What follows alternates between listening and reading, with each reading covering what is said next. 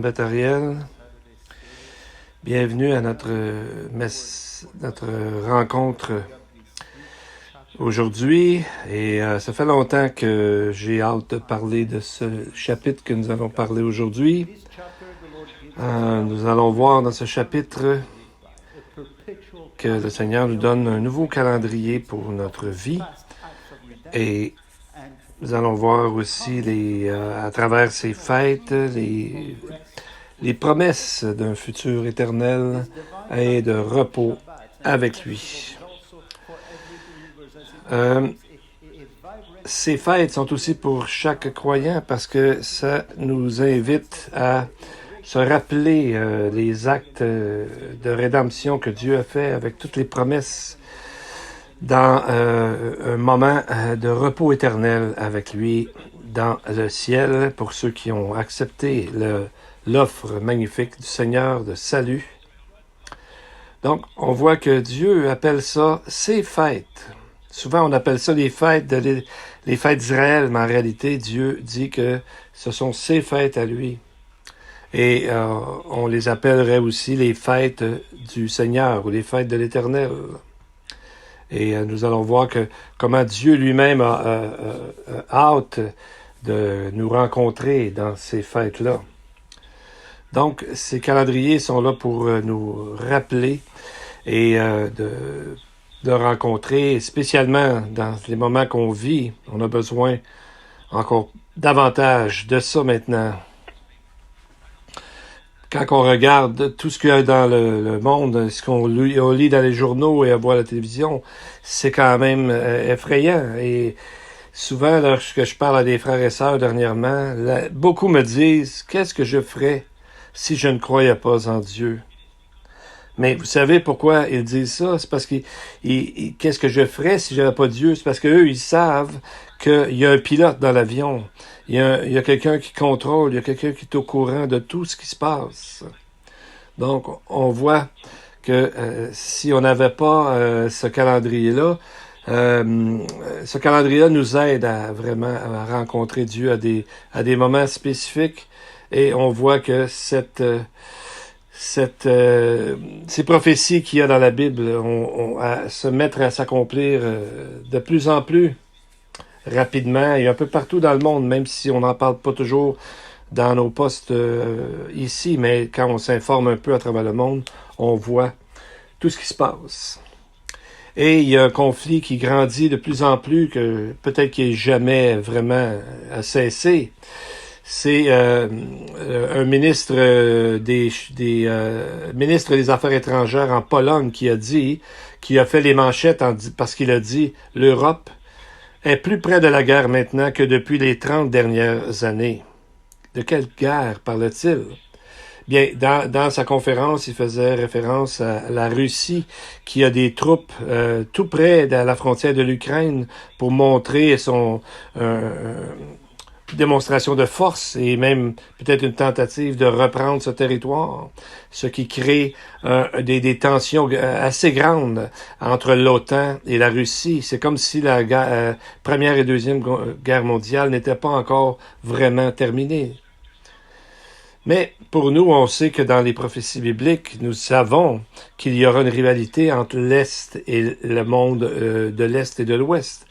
On parle dans les prophéties bibliques de Gog, du pays de Magog, le prince de Roche, que son territoire peut être identifié avec la Russie, qui, selon les prophètes Ézéchiel et Daniel, va faire la guerre contre l'Ouest, ayant à sa tête l'Antichrist, qui est décrit comme dans Daniel 7.23, qu'il y aura un royaume différent de tous les autres royaumes et qui dévorera la terre entière. Donc, on voit tout ce qui est en train de monter. Donc, tout ça devrait aider et pousser les gens à se tourner vers Dieu, que ce soit les problèmes climatiques et tout ce qui se passe. C'est ce que, dans le fond, la Bible dit qu'aujourd'hui, c'est le jour du salut, de se tourner vers Dieu. Il est toujours là pour vous accueillir pour le moment. Nous sommes dans un moment où Dieu nous invite à croire en lui et à se tourner vers lui.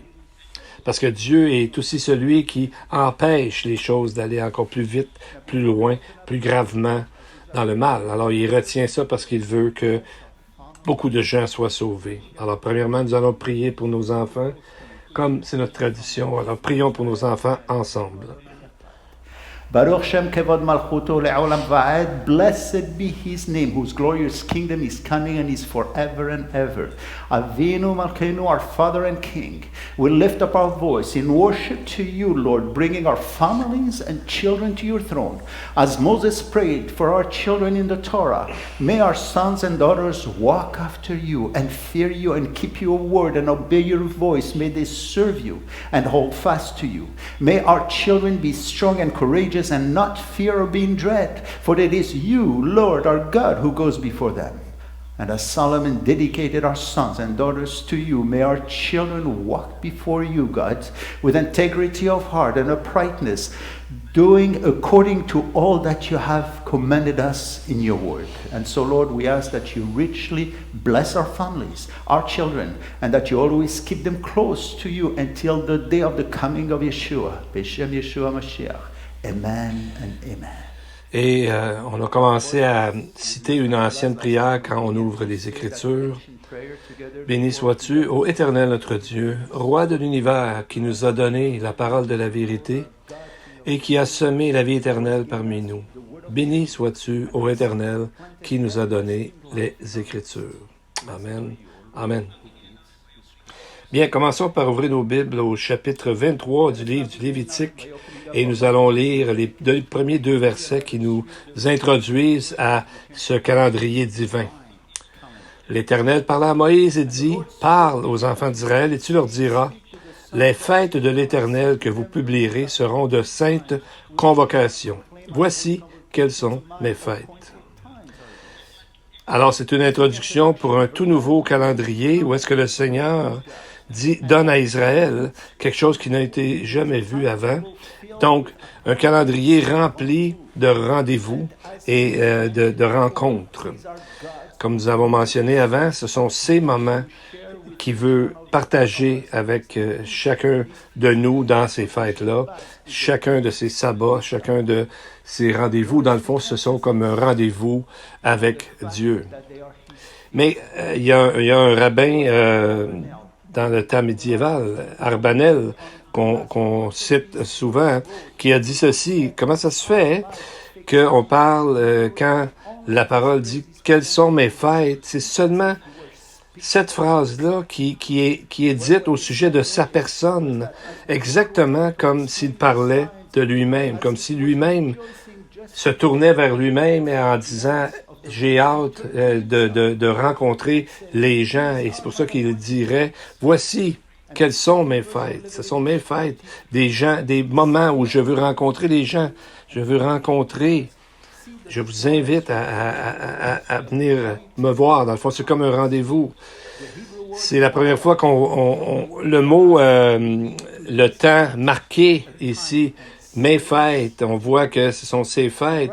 On voit que ça a été la première fois que ça a été mentionné dans les Écritures. Le mot est moed, qui vient d'un mot hébreu, yarad, qui veut dire de désigner un temps et un endroit pour se rencontrer, comme nous on fait des fois. Et le mot aussi, yarad, aussi a été utilisé pour décrire les fiançailles. Plus tard, dans le Talmud araméen, c'est un engagement entre 2 amoureux, parce que c'est la même chose. L'image de la Bible nous dit que nous sommes le fiancé. L'Église est la fiancée du Messie. Donc, notre relation avec Jésus est celle d'un fiancé et de son épouse. Donc, c'est vraiment une illustration magnifique de l'amour entre Dieu et les humains et l'offre de Dieu pour venir à lui. Alors, on voit que dès la création du monde, ce mot « Moed » a amené avec lui le message de la rédemption, cette image-là. Et ça crée un précédent parce que les fêtes, chacune des fêtes et chaque sabbat apporte le message du salut et du repos dans l'Éternel. Premièrement, nous allons commencer la première mention, c'est dans Genèse 1, 14. quand Dieu a dit qu'il y ait des luminaires dans l'étendue du ciel pour séparer le jour d'avec la nuit, que ce soit des signes pour marquer les époques, les jours et les années. Le mot époque, c'est le mot ici qu'on a parlé, moed en hébreu. Donc, les lumières, les étoiles dans le ciel, le soleil, la lune et les mouvements ont été arrangés de telle façon que l'homme peut marquer le temps et ses rencontres, donc, avec Dieu. C'est comme si les moed, les rendez-vous de Dieu, célébraient la venue de la lumière dans ce monde. Vous savez, au tout début, dans le livre de la Genèse, nous lisons qu'il y avait des ténèbres sur la face de l'abîme ou encore de la terre. Et nous lisons dans Genèse 1-2 que le Seigneur a dit que la lumière soit, et la lumière fut. Et au verset 3, et à travers cette lumière, Dieu a dit qu'il a séparé la lumière des ténèbres. On pourrait penser au texte de Jean chapitre 1 également, que la lumière était, que la parole était avec Dieu. Donc, c'est dès le début. Donc, on pourrait voir que la lumière ici peut très bien représenter le Messie lui-même. Et les 3 premiers versets de Genesis nous montrent la Trinité de Dieu, Dieu en 3 personnes. Au verset 1, on nous dit que Dieu a créé les cieux et la terre. Ensuite, le 2e verset nous dit que l'Esprit de Dieu se mouvait au-dessus des eaux. Et au verset 3, la lumière, on voit que la lumière arrive. Donc, on pourrait dire que la lumière, c'est le Messie qui est justement la lumière du monde, comme Jésus a dit dans l'Évangile de Jean. Et cette lumière, qui est le Messie, est reflétée par le Moed, par le rendez-vous, par les fêtes de l'Éternel, parce que chaque fête, dans le fond, nous donne une facette de Jésus, notre Messie. On va aller voir un peu plus loin aussi, c'est toujours ce mot Moed dans Genèse, un peu plus loin, dans Genèse 17, 21, quand le Seigneur a annoncé à Abraham qu'un fils naîtrait de Sarah, même s'ils étaient très avancés en âge. Le Seigneur a dit, « J'établirai mon alliance avec Isaac, que Sarah t'enfantera à cette époque-ci de l'année prochaine. » Voyez-vous le mot « époque » encore. Donc, ce fils, Isaac, non seulement va être un type du Messie à venir, comme on voit dans le sacrifice qu'on appelle l'Akéda, que le sacrifice que Dieu avait demandé à voir si Abraham avait la foi, mais aussi Isaac est un ancêtre de Jésus, nous voyons dans les généalogies de Matthieu et de Luc. Et ensuite, dans Genèse 18, 14, alors que Dieu apparaît physiquement à Abraham et Sarah, et les deux ont ri à l'idée d'avoir un enfant à ce moment-là de leur vie, Dieu leur a confirmé en disant, « Y a-t-il rien qui soit étonnant de la part de l'Éternel? Au temps fixé, encore le mot ici, Moed, au temps fixé, je reviendrai vers toi à cette même heure, à cette même époque, et Sarah aura un fils. » Donc, Genèse 21, 2, le temps fixé, on voit qu'Isaac est né. Donc, au moment exactement, c'est arrivé. Le texte dit, Sarah devint enceinte et elle enfanta un fils à Abraham dans sa vieillesse, au temps fixé dont Dieu lui avait parlé. Donc, le temps fixé, c'est exactement le terme qu'on est en train de dire, comment Dieu est précis et clair dans sa parole. Donc, le mot « aide », c'est le temps marqué. Donc, c'est les rendez-vous que l'Éternel a créés et il nous invite à avoir des rendez-vous avec lui. Pardon, le mot « moed » est toujours, à chaque fois que le mot est mentionné, « moed » est toujours au pluriel dans la loi. Et il désigne toujours ce mot-là, les fêtes de l'Éternel, et pas d'autre chose. De Genèse à travers jusqu'à Deutéronome, ce mot parle de la rédemption et du salut en Dieu, qui est encore plus, où l'emphase est encore plus mise dans ces fêtes-là. Et vous allez voir qu'on va mettre une charte, je pense qu'il va mettre une charte sur le tableau pour voir comment ces fêtes-là s'embriquent un l'autre et comment l'importance de tout ça. Donc, la première fête, c'est la Pâque, qui nous parle de la délivrance du peuple juif de l'Égypte et de leur sécurité sous le sang de l'agneau, lorsqu'ils devaient mettre le sang sur leur maison pour empêcher qu'ils meurent. On voit que exactement, Jésus est mort, c'est exactement ce jour-là, le 14e jour de Nissan, que nous voyons dans la Bible pour justement accomplir cette prophétie et accomplir cette fête. L'autre fête que nous voyons, c'est la fête des pains sans levain qui commence le 15e jour du premier mois.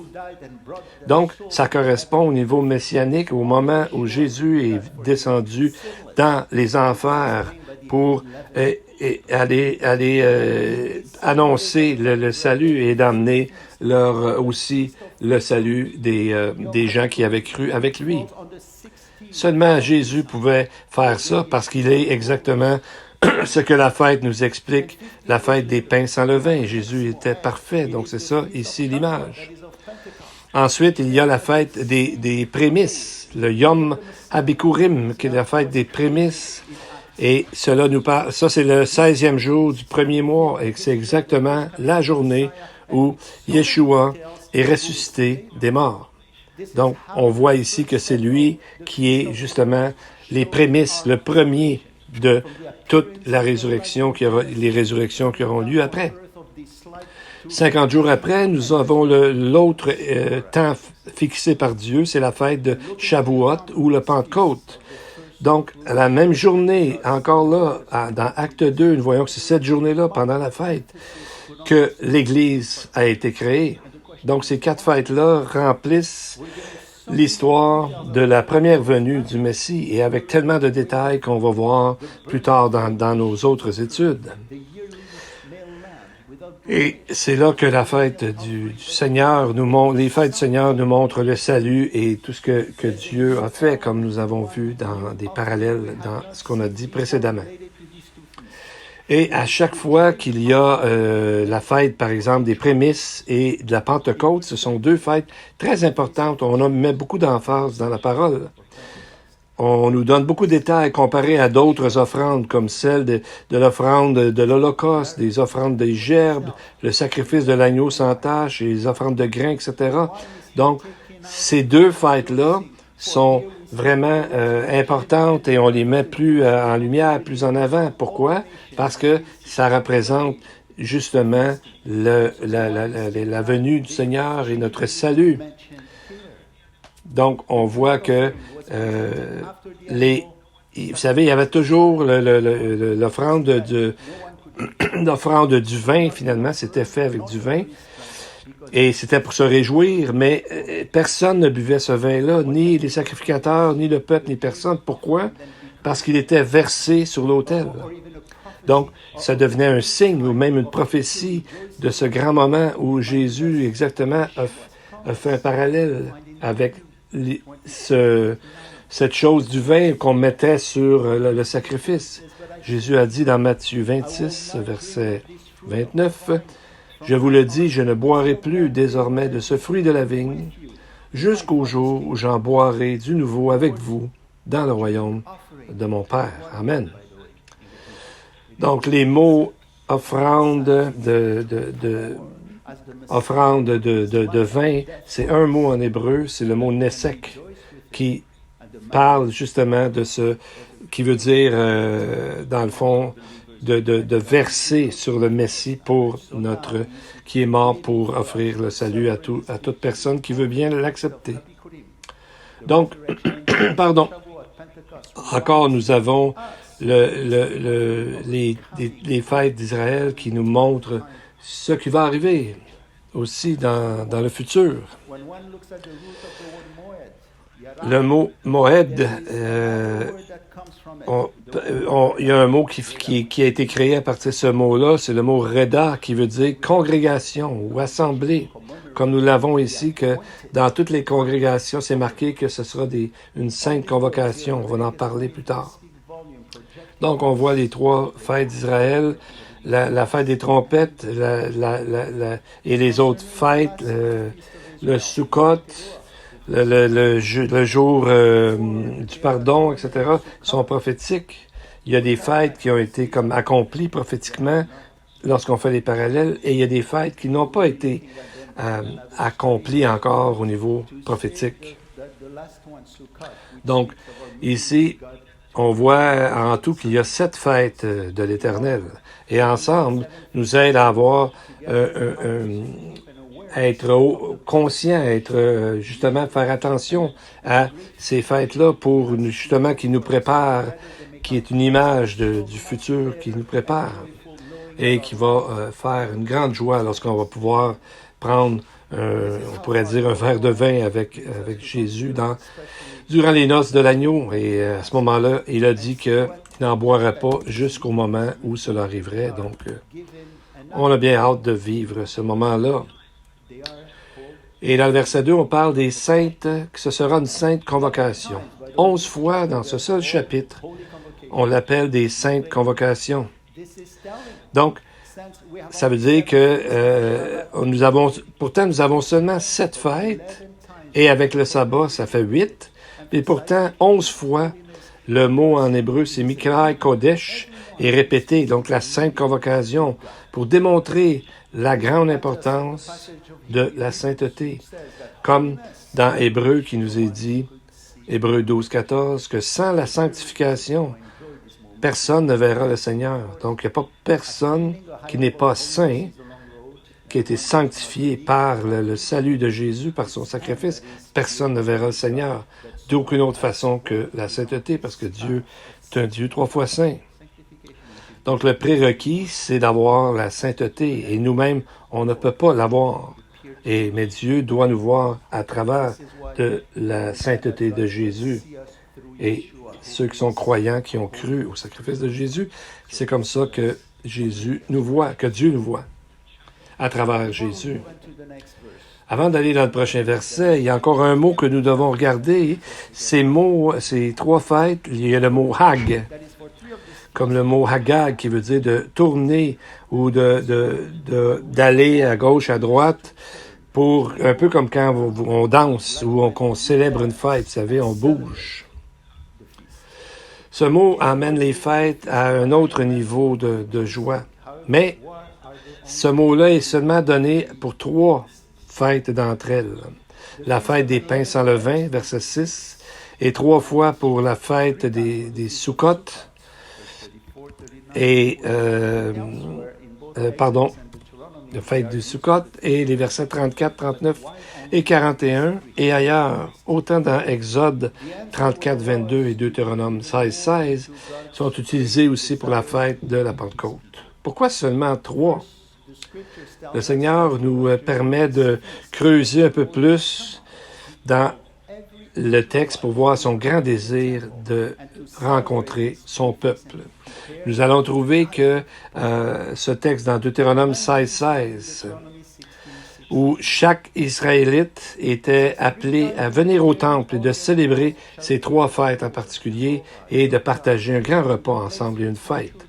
Le texte dit, Deutéronome 16, 16, 3 fois par année, tous les mâles d'entre vous se présenteront devant l'Éternel, ton Dieu, dans le lieu qu'il choisira, à la fête des pains sans levain, à la fête des semaines et à la fête des tabernacles. On ne paraîtra pas devant l'Éternel les mains vides. Donc, on voit que ces 3 hags, les fêtes de l'Éternel, où il commande à chaque Israélien de venir devant lui et de célébrer et de se réjouir avec lui et même de danser devant le Seigneur, comme David a dansé devant lui quand il a approché Jérusalem dans 2 Samuel 6, 14. La question est pourquoi Dieu a-t-il choisi ces 3 fêtes? Même les commentateurs rabbiniques disent au sujet de Deutéronome 16, 16, que ce soit le Talmud, les Midrash Rabbah ou d'autres commentaires, ils se demandent pourquoi ces fêtes-là ont dit de ne pas arriver les mains vides. La raison, ils se sont dit, c'est parce que ces 3 fêtes, spécifiquement, c'est pas dit vraiment dans le texte spécifiquement pourquoi. D'appeler Israël d'être au temple 3 fois par année va plus loin que seulement parler au sujet du rôle du Messie, passé, présent et futur. Ensemble, ils sont comme un résumé de toute l'histoire de la rédemption. Parce que, si on regarde à la fête des pains sans levain ou la Pâque, le Messie vient sur terre, pourquoi? Pour mourir. Sa mort est amenée à travers le rejet de son peuple et des autorités et de tout le monde. De la même façon que le Messie a été rejeté, nous savons aussi que les prophètes ont été rejetés en général, la plupart d'entre eux. Leurs mots n'ont pas été tolérés par la majorité. Donc, en remplissant cet office, cette chose-là, dans le fond, cette fête-là, représente le Messie qui accomplit l'office de prophète. Le deuxième, c'est la Pentecôte, que le Messie, justement, devient à ce moment-là notre souverain sacrificateur, comme beaucoup de textes nous disent, à travers sa mort et sa résurrection. Il a été reçu dans les lieux célestes et maintenant s'est assis à la droite de Dieu. Comme il est expliqué dans le texte de Hébreux 1, verset 3. Donc, on voit que Dieu est souverain au-dessus de toutes les fêtes. Ensuite, présentement, il est le souverain sacrificateur, qui est le thème du livre des Hébreux. 16 fois dans le livre, on mentionne le mot souverain sacrificateur. Et on voit que aussi il y a la fête des tabernacles où le Messie revient comme roi des rois et établit son royaume sur la terre, sur la montagne, comme il est dit dans d'autres textes. C'est le titre qu'on lui donne à son second retour, qu'on appelle aussi sa deuxième venue. Dans Apocalypse 17-14, on l'appelle le roi des rois, le Seigneur des seigneurs. Donc, on voit la progression dans les sacrifices. Donc, le mot Hag, qu'on voit que c'est des fêtes, c'est comme un pèlerinage. Et c'est pour ça que il y a un pèlerinage pour 3 fêtes d'aller vraiment à la rencontre de l'Éternel. Et le mot en hébreu, c'est Hag, mais en arabe, c'est Hadj, qui est très près. On sait que ces deux langues-là sont très près, mais Hadj signifie, vous savez, le pèlerinage annuel des islamistes à la Mecque. Donc, c'est un peu la même idée qui a été amenée là. Premièrement, si on regarde toutes les fêtes qu'on a vues, ça parle toujours de notre salut et ensemble, ça présente surtout l'idée de notre réunion, rencontre, communion avec lui.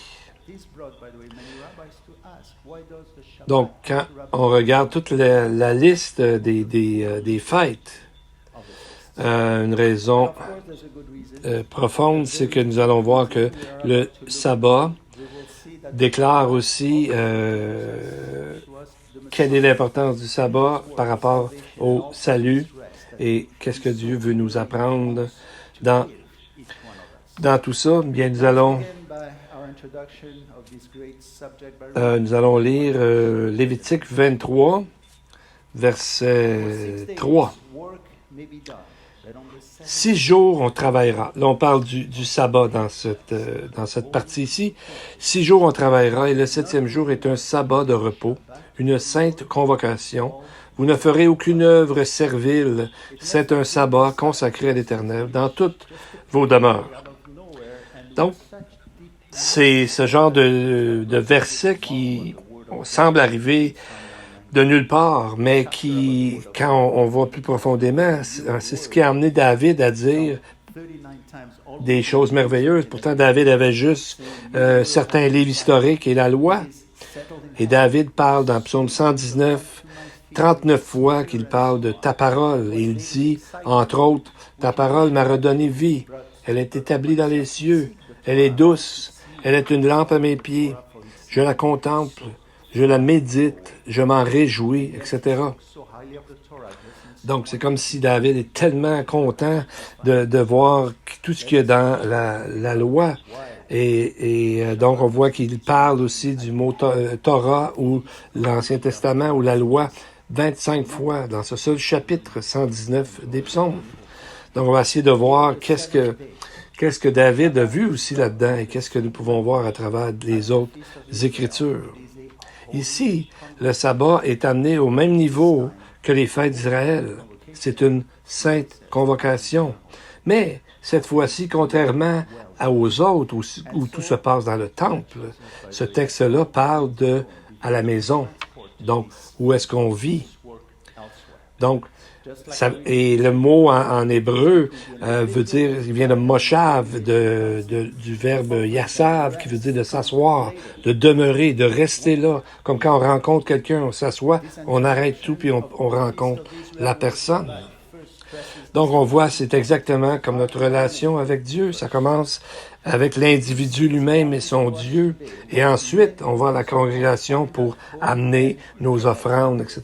Donc, un peu l'idée qu'on a vue tantôt, de ne pas arriver les mains vides, mais l'idée est de surtout se rencontrer.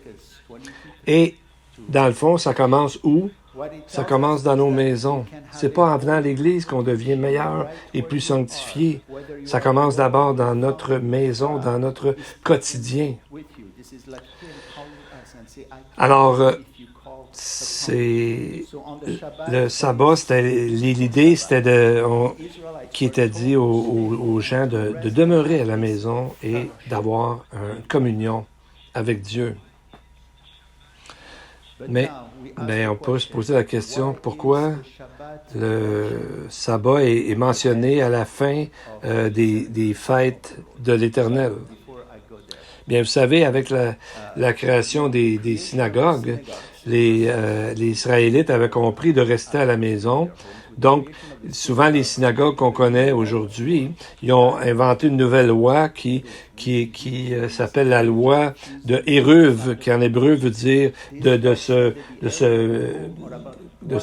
rassembler ensemble.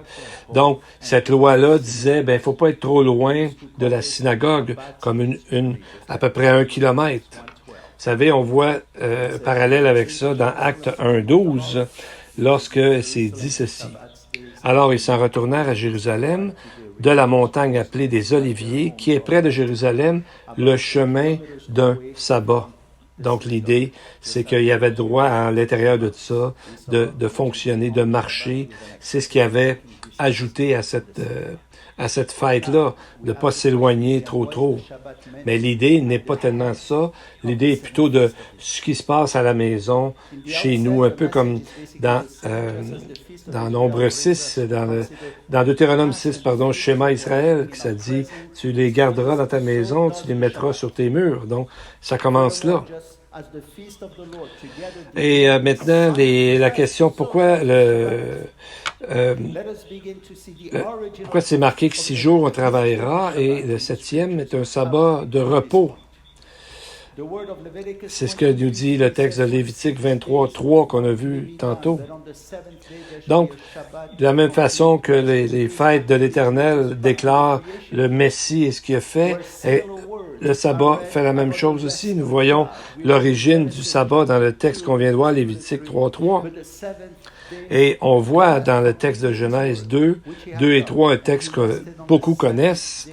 Dieu acheva au 7e jour son œuvre qu'il a fait, se reposa au 7e jour de toute son œuvre qu'il a fait. Et Dieu bénit le 7e jour et le sanctifia, car en ce jour il se reposa de toute son œuvre,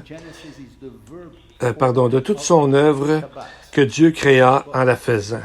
Donc on voit que Dieu s'est reposé dans l'hébreu, c'est la forme du verbe qui veut dire Shabbat ou sabbat. L'hébreu dit ve'ishbot, ça veut dire il s'est reposé. Mais le nombre de jours que Dieu fait on voit qu'il a fait les choses pendant 6 jours, et le 7e, il s'est reposé. Mais là, on peut se demander de quoi Dieu s'est reposé. Est-ce qu'il était fatigué? Bien non, nous savons qu'il y a un texte dans le psaume 121, verset 4, qui dit que Dieu ne sommeille ni ne dort. Donc, c'est vrai, faut prendre ça littéralement. Dieu ne dort jamais, il n'a pas besoin de dormir, de se remettre, si on veut, en forme. Il est Dieu, il est parfait, il dort jamais, il n'est jamais fatigué, ce n'est pas un humain. Donc, qu'est-ce qui est arrivé? Pourquoi il s'est reposé? C'est quoi qu'on pourrait voir dans ce texte-là? On voit dans Genèse 1.1 que Dieu créa les cieux et la terre. Et ensuite, c'est pas dit qu'il s'est reposé là. Alors pourquoi on parle du repos? Mais on voit qu'après avoir créé les cieux et la terre, verset 1, au verset 2, on voit que la terre était, en hébreu, c'est tohu vebohu. Des fois, en français, il y a le mot aussi tohu bohu, ça veut dire tout à l'envers. Ça veut dire vide, les ténèbres. Donc, on croit que c'est là que est arrivé le péché. Si on fait un parallèle, on voit qu'un prophète, Ésaïe 45, verset 18-19, il dit « Dieu qui a formé la terre et qui l'a créée pour qu'elle ne fût pas déserte. » Dans le mot que Ésaïe a employé de la part de Dieu, ici c'est le même mot, déserte, c'est le mot tohu, qui veut dire sans forme, désert, vide. C'est pour ça que certains rabbins, dans le livre du Zohar, c'est un livre de mysticisme et de pensée philosophique. Ils ont écrit, c'est comme dire que Dieu avait créé des mondes et ensuite les avait détruits. Pourquoi Dieu ferait-il cela?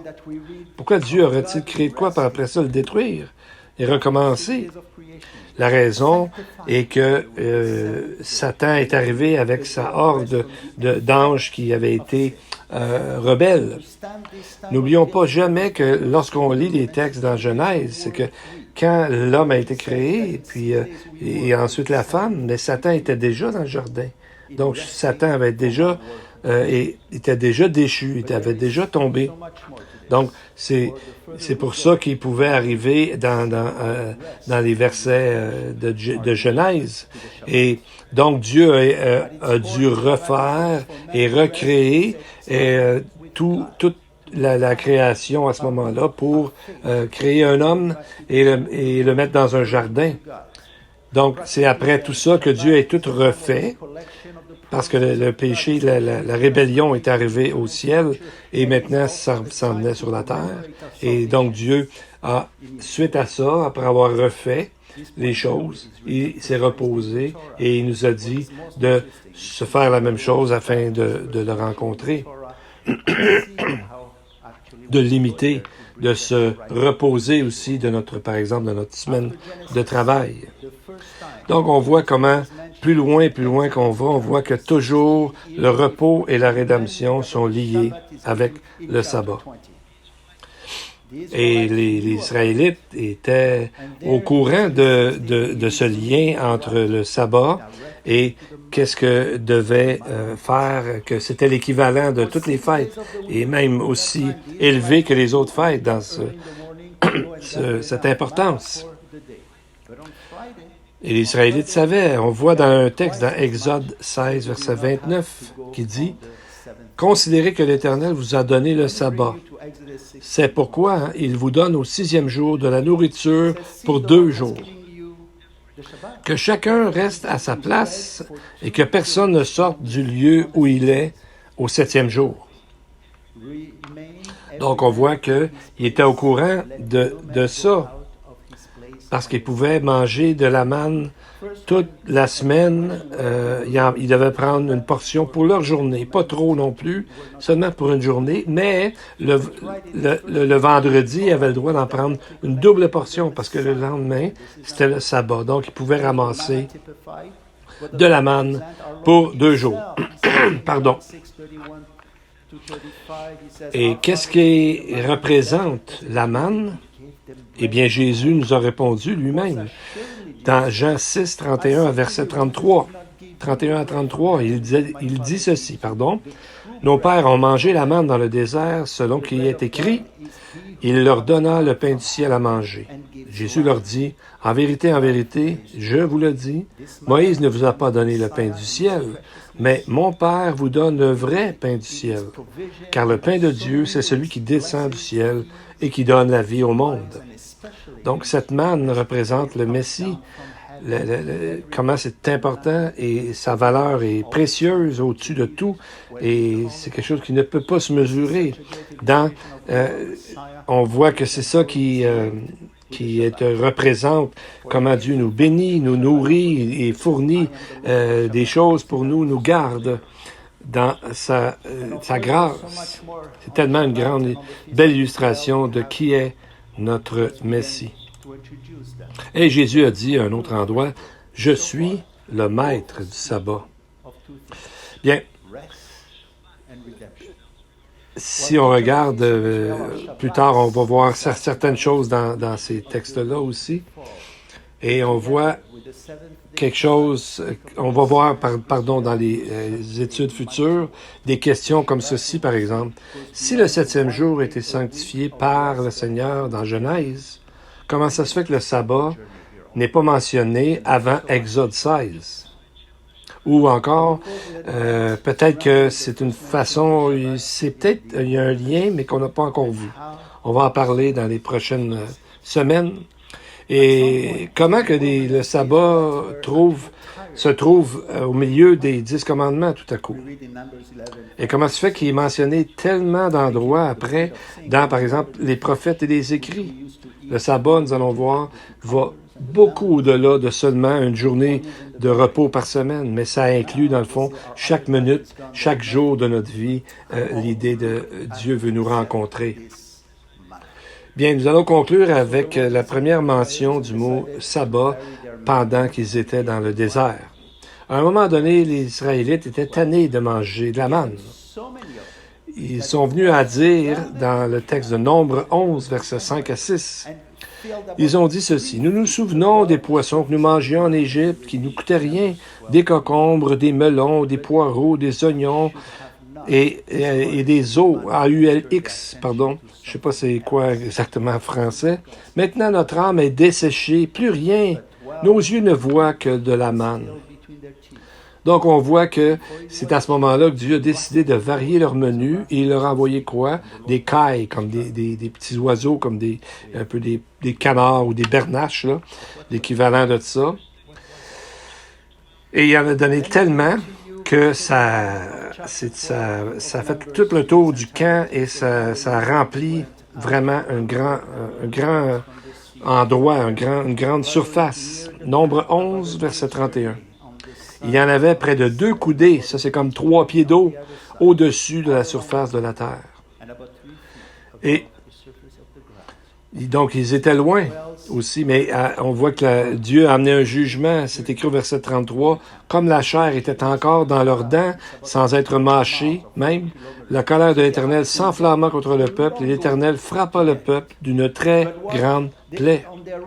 Mais c'était quoi le problème? Si on relit le verset 31 au complet, dans Nombre 12, nous allons voir qu'est-ce qui est arrivé. C'est qu'on voit que l'Éternel fit souffler de la mer un vent qui amena des cailles, il les a répandues sur le camp. Mais à environ une journée, voyez-vous encore l'idée, une journée de chemin d'un côté et environ une journée de chemin de l'autre côté autour du camp. Et il y en avait, comme on a dit, 3 pieds d'eau. Donc, les cailles étaient très loin. Il était une journée de marche du camp. Une journée de marche dans ce temps-là, c'est à peu près 25 000 ou 40 kilomètres. Donc, ils ont dû marcher jusque là-bas pour aller chercher ces fameuses cailles-là. Mais pendant qu'ils allaient chercher les cailles, dans le fond, l'image, c'est qu'ils ont passé à côté de la manne en voulant dire, on n'en veut plus de ça. On n'en veut plus, on va aller chercher de quoi de mieux là-bas. Donc, on voit que c'est souvent ce que des gens font, c'est qu'ils délaissent les choses que Dieu leur fournit, leur donne pour aller chercher des choses plus loin. Et maintenant, nous allons nous mettre en prière parce que, dans le fond, il y a un texte qui dit, en terminant, dans Exode 16:4, Dieu a fait tout ça afin de mettre le peuple à l'épreuve, afin qu'il voie si le peuple marcherait ou non selon sa loi. Et nous prions que nous apprenions vraiment à marcher selon ce que Dieu nous dit et ne pas chercher à aller au-delà de ce qu'il nous a écrit, ce qu'il nous dit. Our gratitude knows no bounds as we praise you for sending your word to prepare us for our eternal abode. Now, in the name of the one who has made us debt-free and removed that hostility between God and his people, having removed all of our transgressions, may he be our confidence and deliver our foot from every snare. And so we are so grateful, Lord, for your word. And to the congregation, the Lord bless you and keep you. The Lord makes his face shine upon you and be gracious to you. The Lord lift up his countenance upon you and give you peace. Amen and amen and Shabbat Shalom.